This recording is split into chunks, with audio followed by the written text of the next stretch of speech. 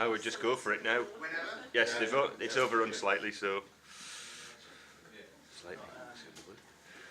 Special tie to go with my retro slides.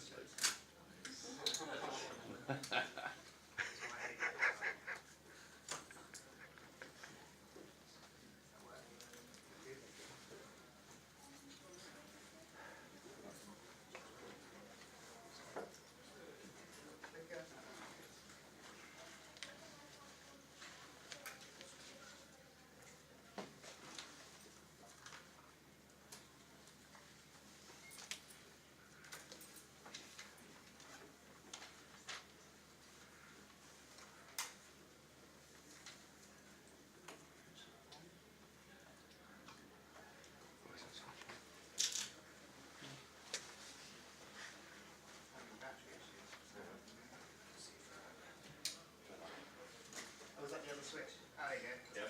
The green light was still on from when it was plugged in the other one.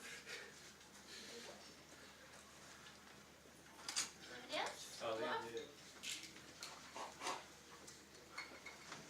Thank you. One more?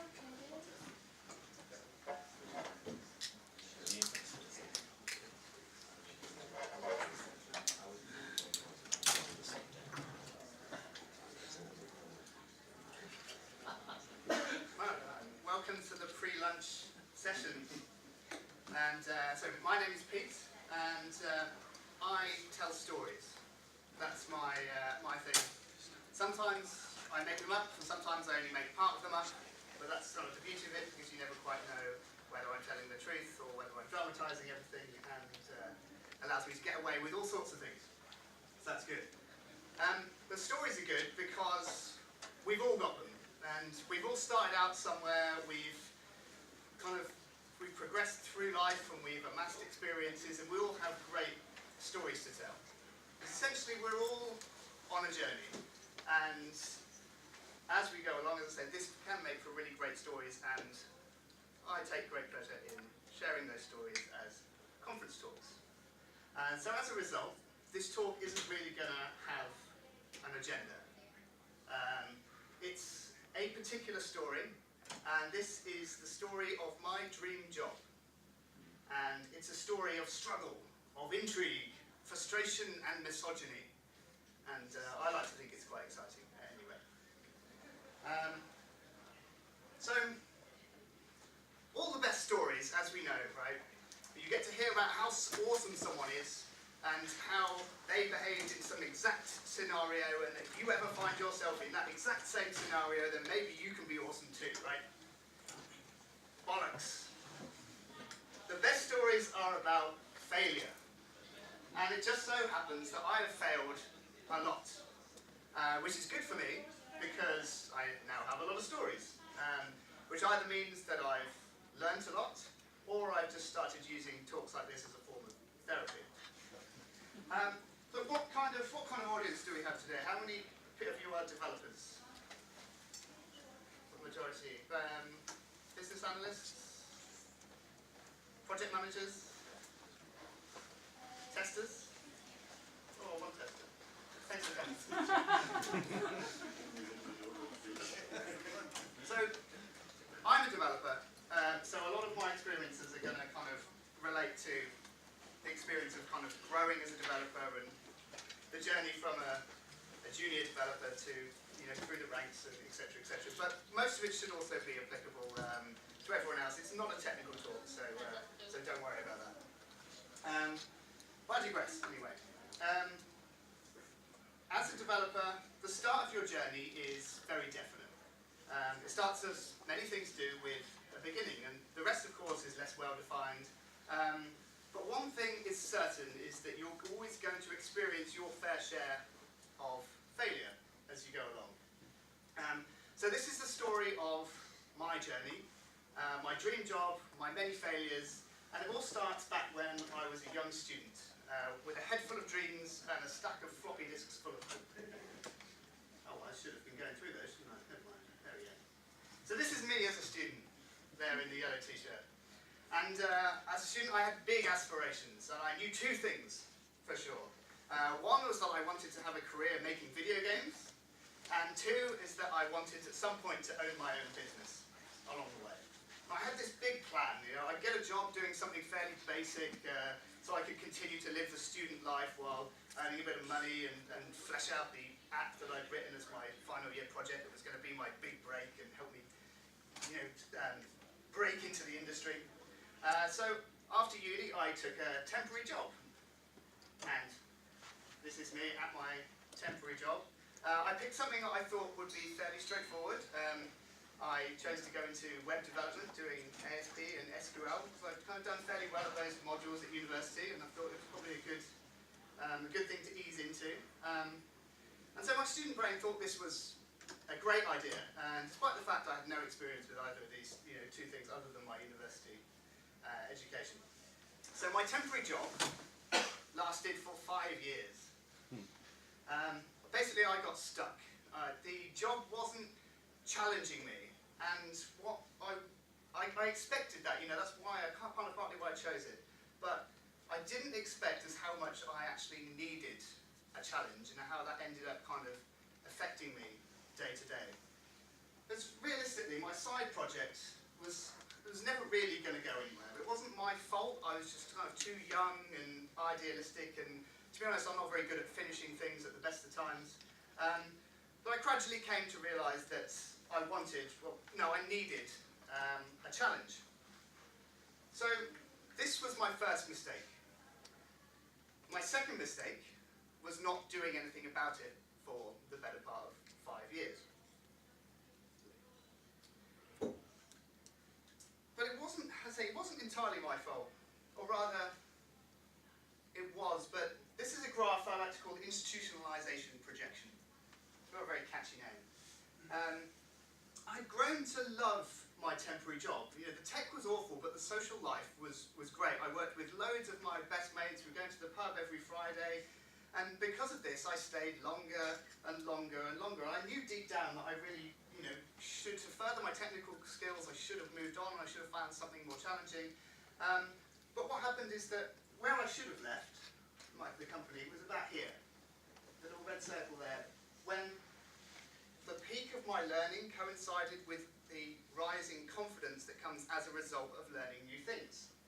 Now, once I get to the point where I've learned all I can from that job, the learning tails off, but the confidence, the ability to believe in yourself to actually move on and get a new job then starts to dip off. And because I've been so entrenched, because I've been in this enterprise organisation for so long, I start to doubt myself, and all the things that I used to believe in, the things that I used to be sure were wrong, and sure that this development practice is bad and it's detrimental to our overall productivity and our vision. I started to doubt these things as all the people around me in the enterprise world were kind of saying, well, it doesn't really work like that in the real world. We just have to deliver. Code quality has to always be second. So I started to doubt myself. So this went on and on and on, and in the back of my mind, I knew that this was wrong, that these things hadn't actually gone away, these frustrations. I just kind of stopped noticing them. So I found myself faced with this huge dilemma, basically, plagued with doubt. Now, I know I need to leave, but can I actually succeed in another job? Have I actually built up enough skills, transferable skills, to actually move on and get another job after 5 whole years doing the same thing day in, day out? And one day I saw something that finally made me determined to actually kind of seize my responsibilities and do something about it. This isn't it, but it's very similar advice. This is a guy called John Sonmez, who has a great book about kind of soft skills as a developer. It's highly recommended reading. But something changed in me that day, basically.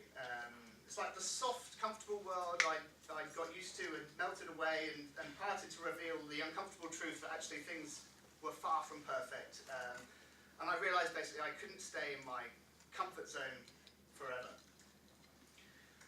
And this was the problem, really. I was coasting. I kind of just getting by on what I knew, and ultimately this was holding me back. So tentatively and largely non-committally, I started looking for jobs, just kind of browsing on the internet for a bit, and I'm not making this up, actually. Immediately I found the perfect job. this absolute winner with basically all of the things it described seemed like an absolute dream, seemed perfect. It was too good an opportunity to miss up, basically. So, despite my doubts, I took the plunge, I sent off my CV and waited. But the long story short is that I got the job. And all of these doubts I'd had, ended up, I had actually taken the time to kind of work on some side projects on my own and actually managed to fill that gap. And that's how I landed my dream job. Actually, in the end, it was as easy as that.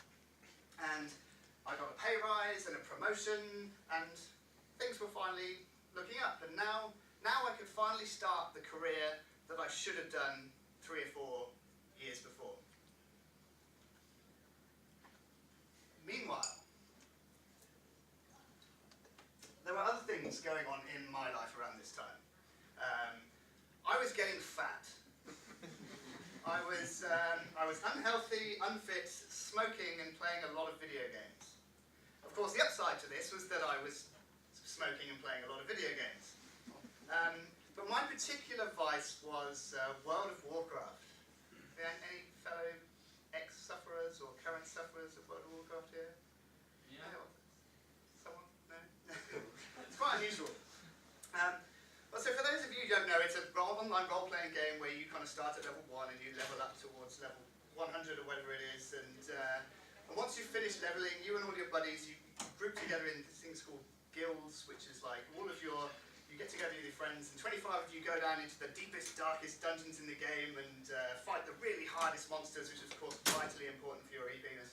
And looking back on it now, I'm not sure how I really ever had the time to have a hobby like this. I used to play 4 to 5 hours a day for 3 or 4 times a week, and it's one of those hobbies that you can only have when you're younger, when you don't have a wife, essentially. So of course you can't just march down into the dungeon and kick the crap out of everything. You need to train up, everyone needs to know how to work together, you need to progress slowly and methodically. But most of all, someone needs to be the leader. Someone needs to be the raid leader who is in charge of coordinating the efforts of all of these 25 people.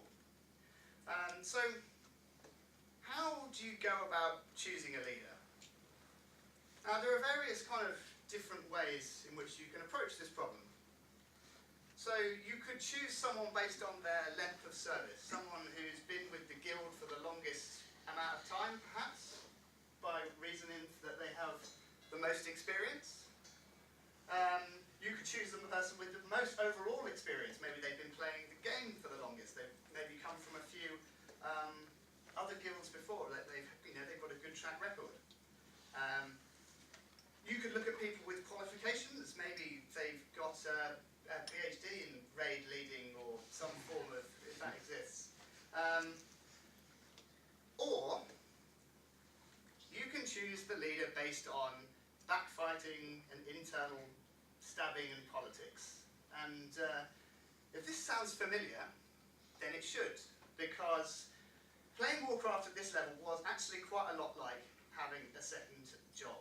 And often these rules of how to choose a leader are going to apply not just in World of Warcraft, but think of the number of times you've seen someone promoted due to nepotism or some kind of other issue that's kind of unique to the microcosm of your business. So in fact, it turns out there are actually a lot of similarities between World of Warcraft and a career in software. So in this particular structure where you go down to the dungeons, you can only take a certain number of people along, and essentially if you weren't good enough, then that's it, you'd get dropped. You had to, unless you delivered,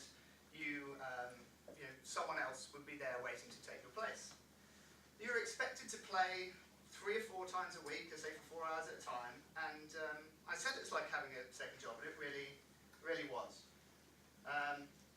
You use a computer to play World of Warcraft. You use a computer at your job. You have to know, or have to have organisation and timekeeping skills. There's a leadership structure in place. risk-reward kind of process going on, and you frequently interact with petty, childish people, and it's easier when you don't have a wife, just like a job. So the thing that really annoyed me about World of Warcraft was that I didn't get to be the leader. Because of the politics and everything else that's going on, that honour fell to a friend of mine actually, who I was friends with IRL, which is a really cool word you use when you play video games to mean in real life. But being friends, good friends IRL with the raid leader, that sounds like a good crack, right? You get benefit from nepotism, get preferential selection and rewards, all the rest of this. But in reality, it was awful. It was the worst thing that could have happened. There was strict attendance rules and tight schedules, and basically this guy knows that if I just don't feel like it one night, and I make up an excuse, he knows that I don't have anything better to do than sit around smoking and playing video games, so he calls shenanigans, and so I get in trouble with him. Now I'm getting fat and lazy and pissed off and about to fall out with a really good friend of mine, all over something that doesn't even really exist. One day, anyway, we had a particularly bad argument, and I just thought, enough is enough. I'm going to take control of this situation and do something about it. So I asked myself, what would I really like to achieve with my personal life? I need a goal, something to work towards. It's got to be something difficult but cool. It's going to fit with my 24-year-old lifestyle, and manly. All of these things. So I had to think, and then I came up with a solution. Really, there was only one answer, and that is backflips. Backflips are clearly the answer to everything. I mean, really, I can't think of any real-world, meaningful situation that can't be solved with a good backflip. So I decided I was going to learn backflips, but okay, I've made the decision. What next? So how does one actually go about learning to do a backflip? So without landing on your head straight away. So I looked into it and basically picked two hobbies that could realistically help me, and they were trampolining and gymnastics. So the trampolining was a bit up and down, but with the gymnastics, I was really onto something. So I quit playing World of Warcraft, I lost some weight, and 1 year and a lot of training later, the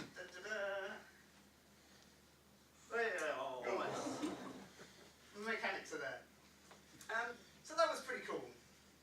Well, at least I thought so. There were probably loads of people who did much, much better backflips than me, but I also learned something in the process. And I guess this is my nugget of truth, if you will. And that was that ultimately, you are the only person who is in control of your own destiny. It sounds really cheesy and cliche, but if you feel like you aren't where you should be, if you feel like you should be the leader but you're not quite there yet, or your friend, your colleagues are further along than you despite having a similar number of years experience and you don't quite understand why, you can't sit there wishing for these things. You have to take control yourself. And I've actually made this point before in another talk of mine, but it's worth repeating. You should never compare yourself to other people directly. You can always control what you do, but you can't always control what other people do. So I guess what I'm saying is, don't worry if you don't always get to be the leader straight away, even if you think you deserve it. But your journey is always unique to you, and it can't be compared to anyone else. It's like apples and oranges. And if you do try and do that, then you're basically going to have a bad time. And the flip side of this, of course, is that you shouldn't judge other people by your progress. And just because someone else isn't as far along on their journey as you are for whatever reason, then it doesn't mean they're less proficient. It just means that they are taking a slightly different route. So anyway, back to the main story. I've now got my dream job, hooray! And my backflips. And in fact, at this point, I've also just met a lovely young lady who would later go on to become my wife. So things are pretty much looking up for Pete at this point. Now, I guess at this point, I really felt like I'd reached my destination. You know, I'd had a long and arduous journey, and now I've qualified as my new job title was systems engineer stroke architect. So I had thought that, you know, I'd paid my dues, and now I was ready to reap the rewards of a fulfilling and satisfying job. And my first few weeks were absolutely brilliant. I clicked really well with the CTO. We spend hours on whiteboards designing the really cool stuff we're going to build in the next few months. And my previous jobs were nothing like this. You know, gone were all the TDD deniers and the people saying it doesn't work that way in enterprise, and you can't learn this kind of stuff from books. And I was seeing firsthand how it was possible to build great software with modern practices, and all the things I'd heard about at conferences or read about online, these were all being put into practice with great results. And the team was still growing as well. That was the other great thing. So I was getting lots of opportunities to mentor people, and I really enjoyed that kind of side of the job. And then one day, they hired a new guy called Frank. So Frank was an interesting chap. He was an ex-managing director, developer, bouncer, and bodybuilder. So he's no word of a lie. His biceps were the size of my thighs. And it was a very strange mix, but he seemed like a nice guy. The idea was that he was going to be my partner in crime. I was going to be the architect and look after the technical stuff, and he was going to interact with the clients and you know, take care of the business side of things. So we're going to be kind of like on the same level.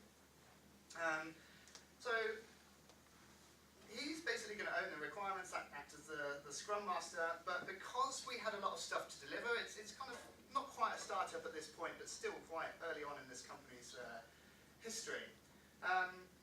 Because we had a lot of stuff to deliver, he was going to be pitching in and writing code as well. But at this point, a little alarm bell should have gone off in my head, because Frank's code was, quite frankly, awful. And not just a little bit awful, I mean really awful. He had this uncanny ability to write C# code that looked like Ball and Pascal from the mid-90s, or like COBOL or some shit. And of course, as the architect, it's my job to help him along. As I mentioned, he'd previously been an MD in a big company. No one quite knew why he'd left his old position. Perhaps he wanted to return to something with a little less responsibility, the quiet life. Maybe he had a breakdown and got stabby. No one really knew. But this man had clearly been used to being the boss and the leader. And remember, how do we get elected to be a leader? How do we get selected? Politics. So in this case, he completely lived up to this whole stereotype of someone who knows how to play the game and kind of work the relationships and work the politics. So pretty much his response to more or less any kind of guidance I tried to give him was, oh, well, I've always done it this way. And I've always had, you know, results. I've been here and done this, and I've always done that way. So all of a sudden, my enterprise nightmares are kind of starting to return. Now, this is a particular type of mistake that I think is often made in enterprise organizations, and I think it requires a special mention and maybe even a bit of ranting. I mean, I even hear this kind of thing amongst consultants and contractors. It's not something that's just, I guess, restricted to enterprise or people who've kind of become entrenched in what they do. We always need to be questioning things. We should never just accept that something is a practice just because everyone else is doing it. You know, this is how our industry moves forward, by questioning things and working, iterating, and ultimately this is how we all came to realise that actually the Earth wasn't flat after all, and we realised that it wasn't a good idea to nail all our scientists and progressive thinkers up to trees and take out their squidgy bits. Now, this is a fine lesson, and we do well to remember it, so I'd just like to take a moment to mention that. But yes, we were talking about Frank. So Frank's game was playing the politics and basically being an arse to everyone, especially me. And suffice to say, he didn't take direction well at all, and that made my life incredibly difficult. So I tried and tried until I was blue in the face, but his attitude just remained the same. So in the end, it was a little bit more than a fledgling kind of architect could really handle. So I took the CTO aside to try and explain the situation and basically to ask him for some assistance. So I explained that I'm only 2 or 3 months into this job, and at no point has anyone actually stood up and said, well, this is Pete. He's going to be responsible for the code. He's going to be doing code reviews. He's going to be, calling you up on code quality issues and other testing practices. And if he says something, then you need to listen to him. No one had kind of given me this inherited responsibility that I felt I needed to actually do my job properly. 10 minutes. Thank you. So basically, where do I get to? Yeah, so no one had actually said, this is Pete, this is what he's here for. So I explained the problem to the CTO and explained what I felt was the solution. He gave me a book to read about management styles. One of those really helpful ones that describes in detail the 4 types of personality that you encounter in the workplace, because of course there can't be more than 4. So I went in for advice, but actually somehow I came out with a thinly veiled bollocking. And this was not at all what I had expected. And to be honest, it kind of felt a bit like I was being vilified. I couldn't figure out why I wasn't getting through to Frank, and I couldn't figure out why I wasn't getting the help that I was asking for.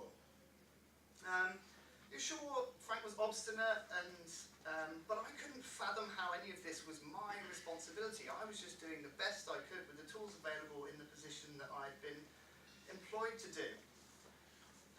Looking back on this now, I guess I can see for sure that yes, Frank was annoying and he wasn't the nicest guy to have as a co-worker, but I was actually doing a good enough job at discrediting myself without Frank's help. And true to form, I was failing. And I was failing at several smaller aspects of the role that were just falling completely below my radar.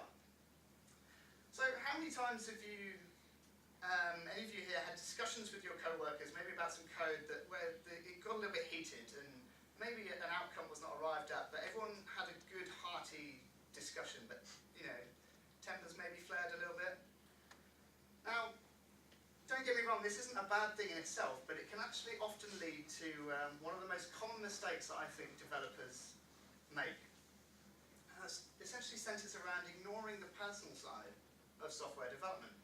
Now, we all encounter bad code and bad practices, and these situations aren't always the result of conscious decisions. Sometimes they are, but often people have made decisions with the best information they had available. And if you come across without that same information and criticize the code, often someone is going to take that personally. Right or wrongly, we should never get personally attached to our code, but this does happen. And often you end up coming across in a very different way to what you intended. You may have a good point, you may be right. There's a good example of this, as a quote by Matthias, who runs one of the meetups in Belgium. You might be right, you may be many other things, but you may also be a bit of a dick.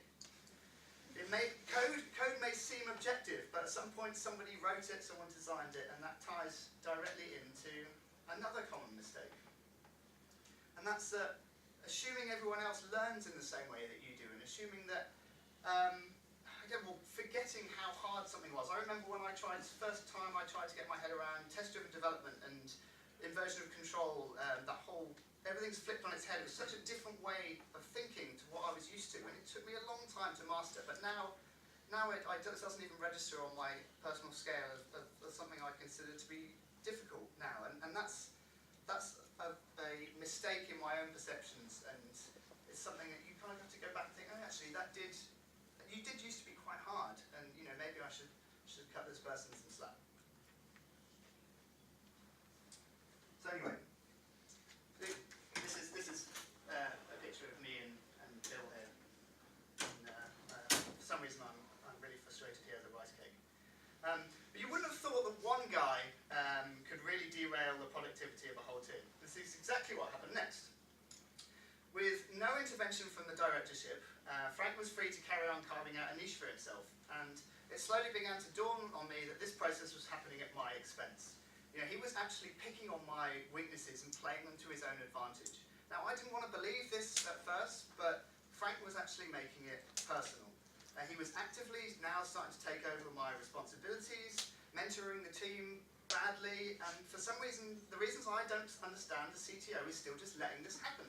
You know, he's a technical guy, and he should have known the importance of code quality, but he was just letting Frank kind of run ragged.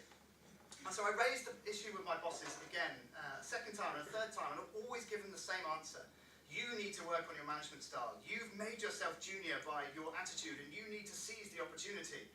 I tried to explain that I was being undermined and that Frank was stepping on my toes, and it was all pushed right back at me. It's like, if Frank can do it, then if he can seize this responsibility, then why can't you? And this went back and forwards for 3 weeks, and I was getting really down about this. This was kind of, I couldn't bear the thought that my dream job was actually turning into a bit of a nightmare. You know, my ideals and my values seemed directly at odds with the company. I was this close to quitting. I decided to give it one last go, and I thought, okay, if Frank can do it, then I'm going to retry. I will try and do it at Frank.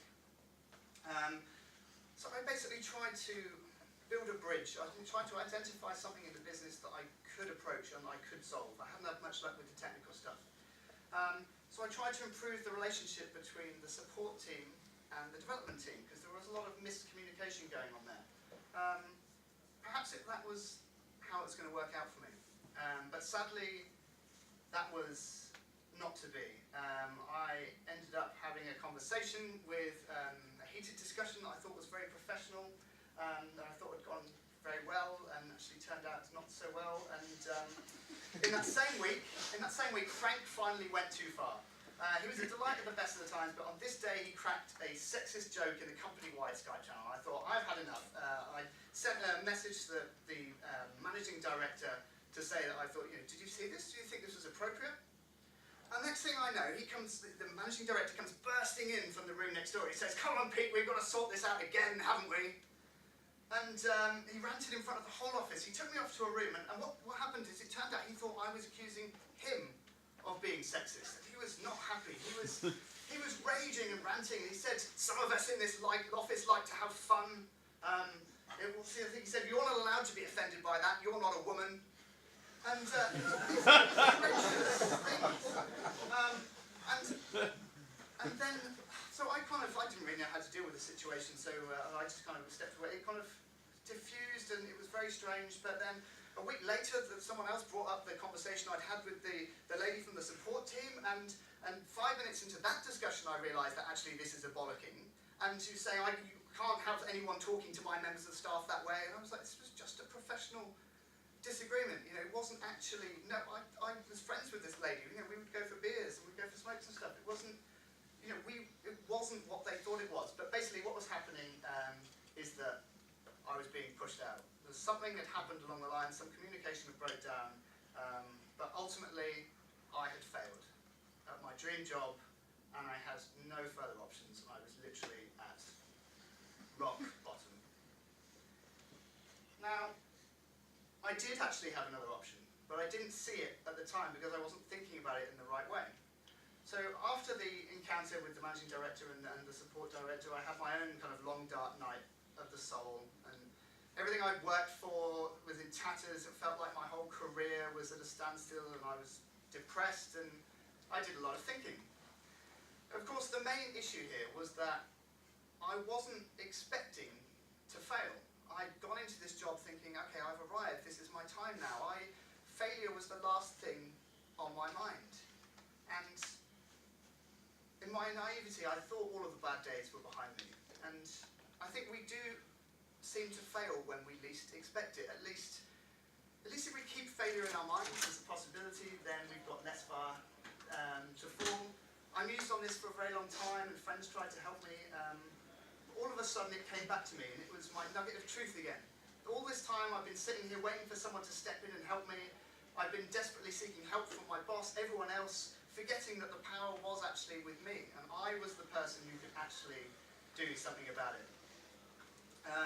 So don't think other people are going to fix your problems. You're the sole navigator on your journey. And failure is constructive. We learn far more through failure than we do through our successes. But the main point that I'm getting at today is to never assume that you've finished learning. You know, a journey is not a quest. It doesn't always have to have an end. You should kind of just keep moving, and one day you'll stop, but you'll never. Your journey is not a point. The point of your journey is not to reach a destination. It's to continually improve. But there is an end to this talk, even if it's a little bit late, and luckily it ends with lunch. So thank you all for listening.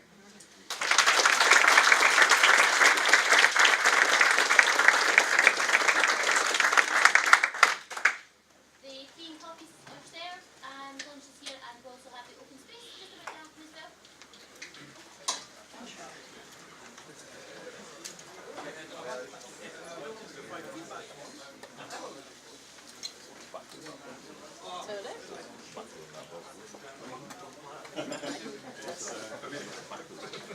No, it's just a mobile charger.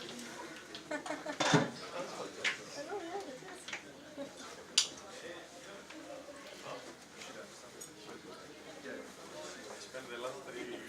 Politics with us.